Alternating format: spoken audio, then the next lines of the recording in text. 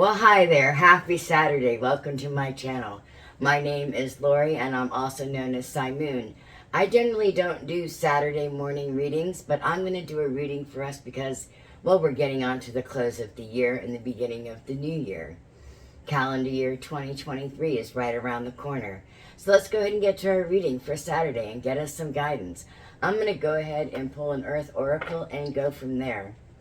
I normally do not take jumpers. I wait for my guides and angels to let me know the cards are in the order that they need to be in. And while bad things do happen, I will always try to find a positive outcome. And yes, I do shuffle my cards quite regularly.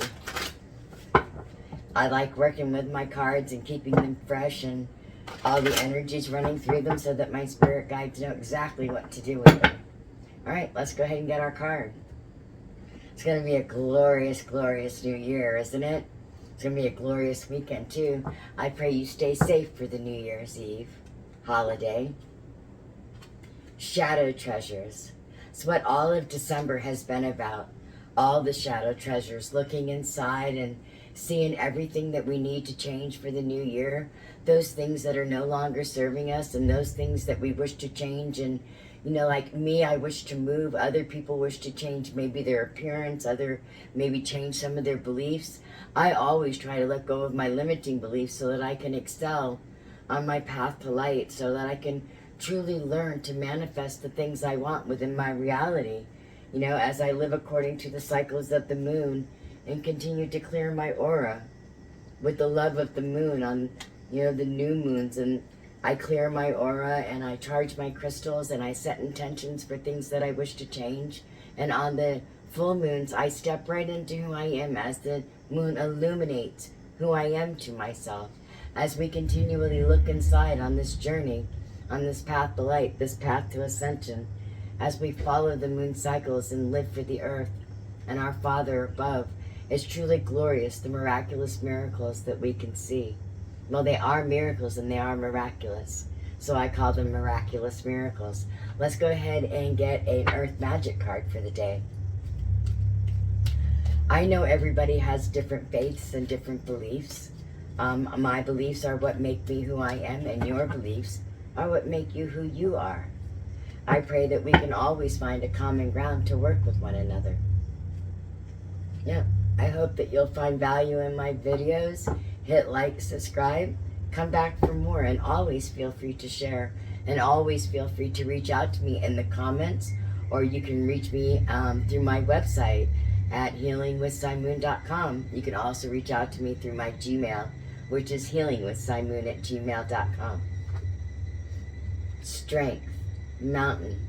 It is the strength we get from the earth and from the moon and stars as we communicate with our brothers and sisters and our angels, guides, and fairies, when we truly work with that collective energy in a synergistic pattern, when we truly get into that flow state and allow all those energies to truly work within us and bring us forward, it truly gives us the strength we need.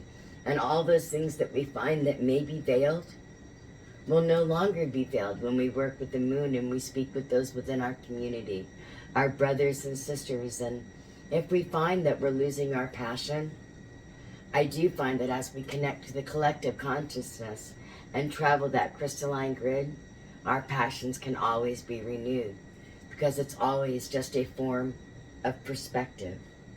And sometimes we need to change our perspective in order to truly see where we're at in alignment with the things in our life. And we can continue to keep with that childlike innocence when we commune with nature and with our Father up above. I have to say, sometimes it's volatile. Just like right now, I have some volatility in my life because where I'm living is no longer representing who I am inside. I have changed. I have changed a lot in this past year. And I need some more freedom within my home. And I know it's time to move. Now I just pray every day for my angels, guides, and fairies to show me the way forward with what I can do and where I can move to.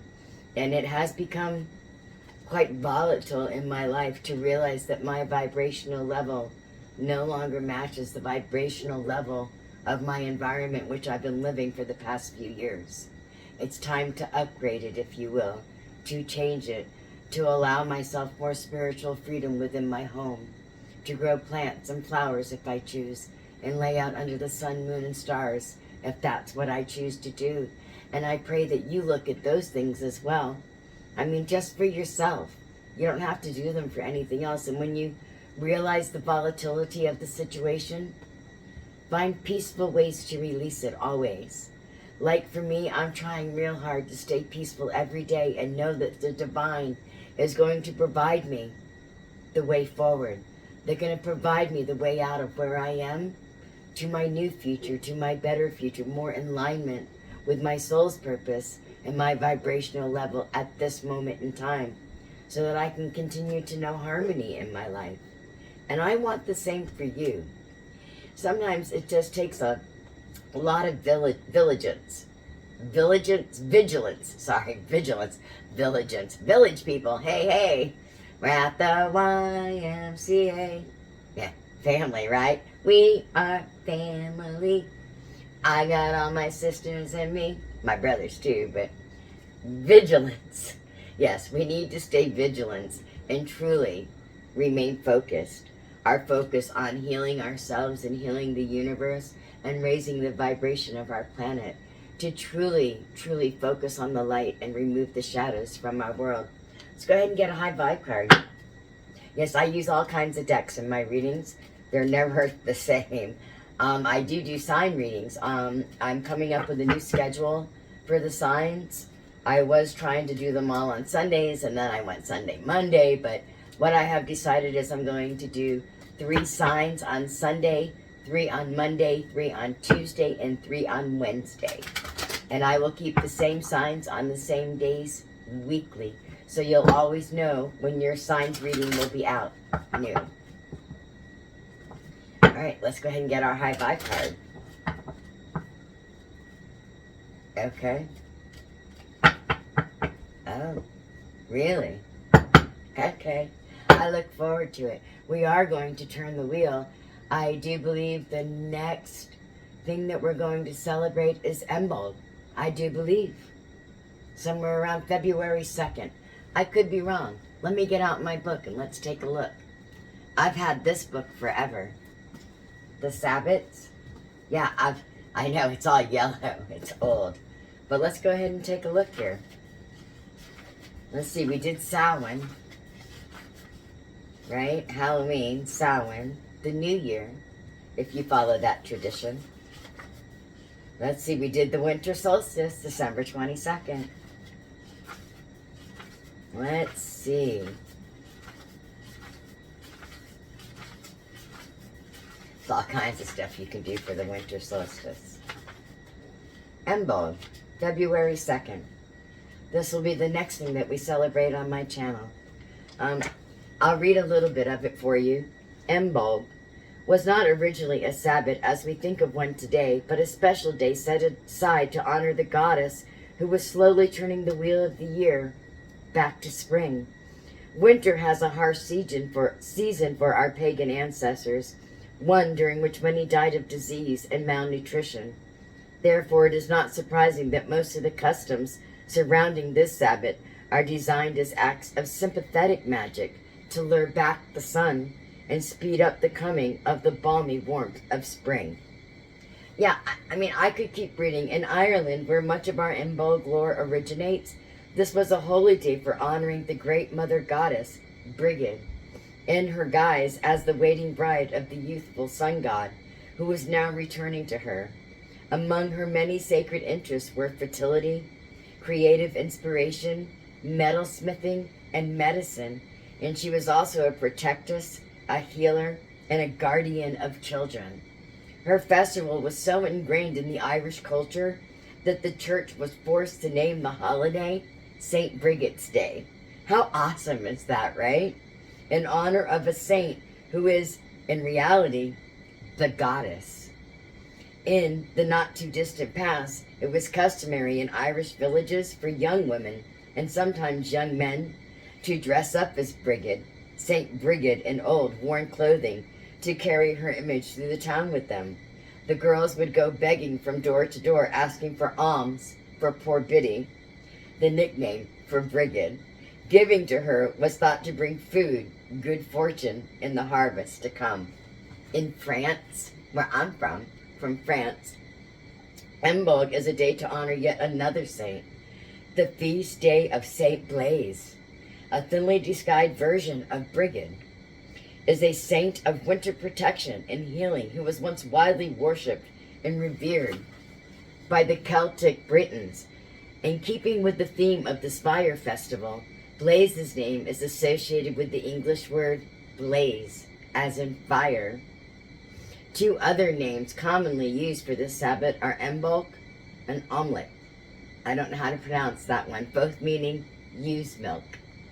In Europe, this was the time when pregnant ewes began lactating, and the event was celebrated as another sign that winter was ending.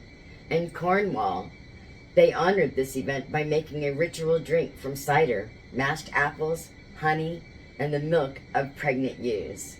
Yeah, the Romans dedicated the Sabbath to Venus, and the Greeks named it the Festival of Diana, both goddesses of love. That ubiquitous first flower of spring, the crocus, was sacred to both of these deities, and the flowers were picked and used to lavishly adorn homes, altars, and people, especially young women who represented the Virgin Goddess at the Sabbath rituals. Though the Roman version of the Imbolc Sabbath was dedicated to Venus, the month of February was dedicated to the goddess Febru and god Februs, for whom the month is named. Febru is the goddess of fresh starts, and her month was often euphemistically referred to as the cleansing time. The Romans also had a board game they played each year at Imbolc, which is mentioned briefly in the 8th century Irish manuscript, the Book of Lismore. The board featured a crone and a dragon at one end, and a maiden and a lamb at the other. The object was to have the lamb conquer the dragon, making the crone goddess into the virgin goddess once again, and thereby turning the wheel of the year to spring. In Nordic tradition, kind of fond of this, the Imbolc was known as a distincted and was a day to ritually prepare the earth for future planting by strewing it with salt, ashes, and sacred herbs. This was done even if the land was still covered in snow and ice. Yeah, it goes into everything. I mean, this is a great book on the Sabbaths. If you wish to turn the wheel with me and you're not sure what they are, this book is fantastic. It is The Sabbaths, A New Approach to Living the Old Ways. Llewellyn's World Religion and Magic series. It's actually a really good book. I want to say I got this back in 98, 2000, but it's really good, and it talks about Candlemas and everything else, and the Sabbaths, and, to make a candle wheel, which is actually what I think we're going to do this year, make a candle wheel, just to give you an idea of what it is. I'll go ahead and I'll do picture-in-picture, but I'll be doing that. And yes, it is February 2nd. Now, I need to look at the calendar on what that actually is, but there's lots of things we can do for it. And I did one for the winter solstice, and I will be doing it for Imbolc. But what I'm going to do is I'm going to do it on Zoom. And if you would like to participate, you just keep an eye out, because I'll be putting the Zoom link on my channel and also on my website and on my Facebook page, Lori Rawling. And, I pray that you come and turn the wheel with me. Let's have some fun this year. All right, let's go ahead and get a moon card. Yeah, I got really off track, didn't I? Oh my gosh, I did. And you know what else? I never got our high vibe card. What is up with that? I got sidetracked. Yes, I did. Oh my goodness. Well, let's go ahead and get this high vibe card, and then we'll get the moon card. I love the moon. I do. I love living to the cycles of the moon, to truly understand myself in Earth, in this life in which we live, to truly get that enlightenment as to who I am and my purpose in this life. It truly gives meaning, and it truly helps the heart awaken. As the heart awakens, as Mother Nature comes back to life in spring, She's coming with her, all of her children in full wisdom, looking for their guardians. I told you, the plants are coming to life this spring, and they're going to be looking for their guardians. Every spirit of earth has a guardian, and they have those that they actually watch after. And we're asking that you please, please look within your heart, funnel your love down into Mother, all your hopes, all your dreams, all your desires. For when you do that and you funnel it into the Mother of all the things that you desire and the things that you love, it will help your spirit guardian to find you and to allow that little one to thrive inside and truly enable you to see who you are guardian of. It's a glorious thing. It truly is.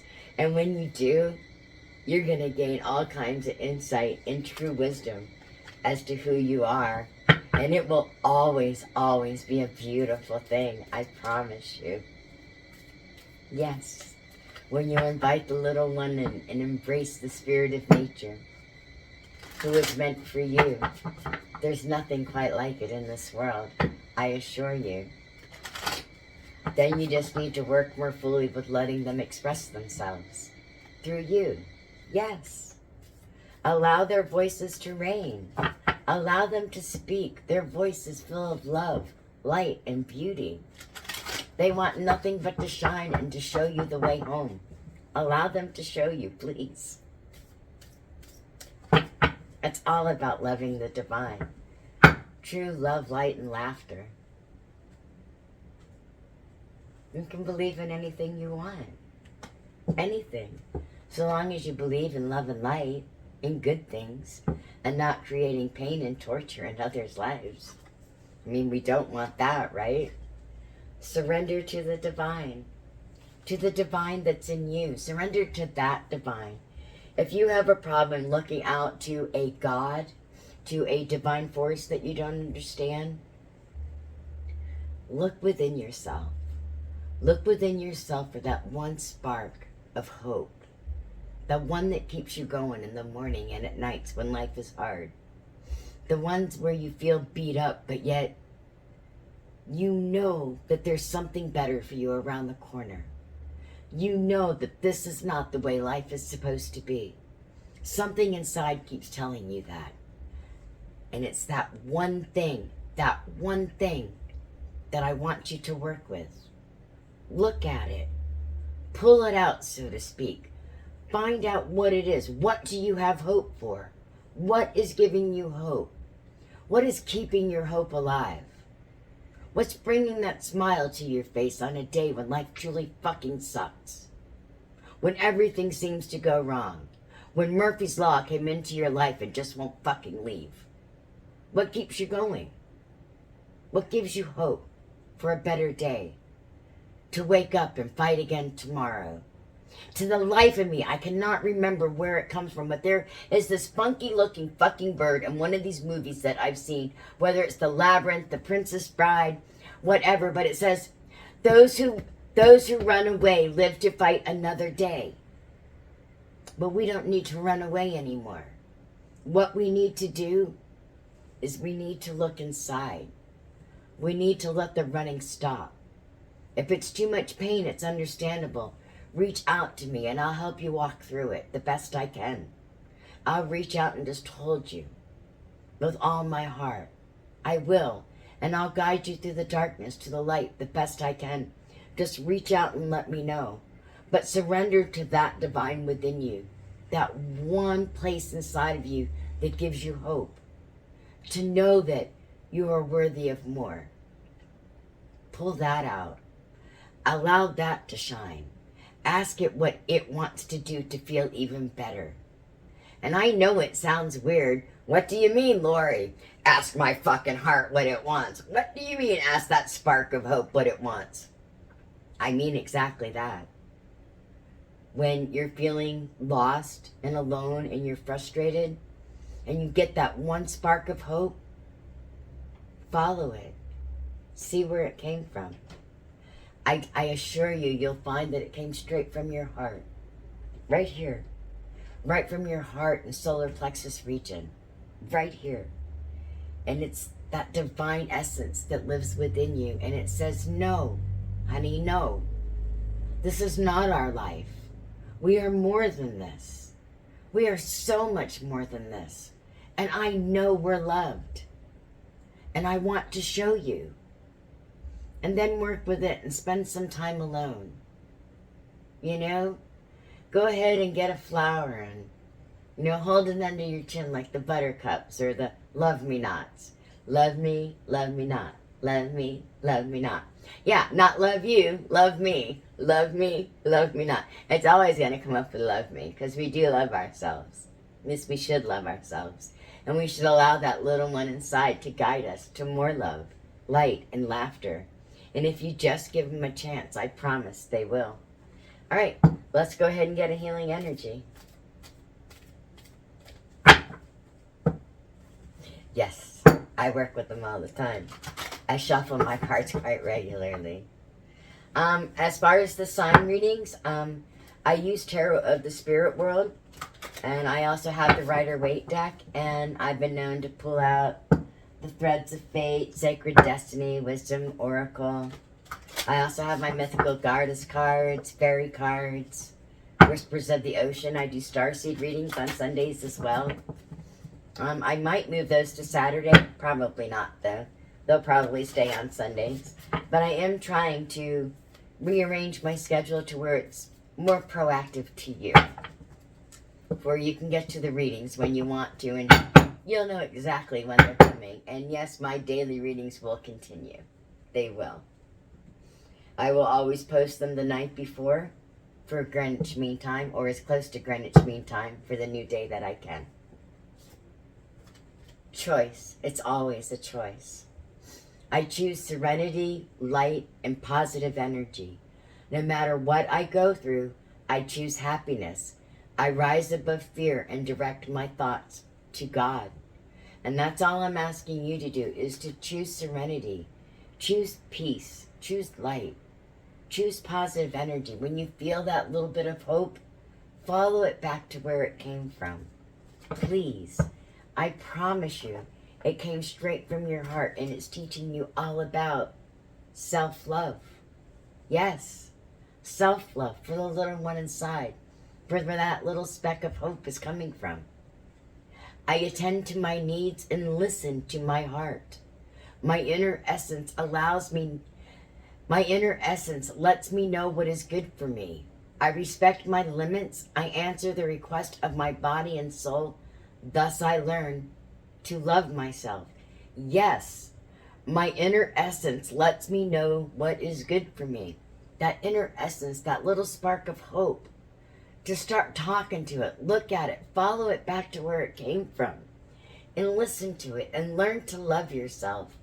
Because that truly is yourself, your true, unadulterated, pure self that came into this world wanting all the love and wanting to expand and just share all of your knowledge when you came here with a purpose, before the world threw their shit on you and told you, do this, don't do that, act this way, don't act this way.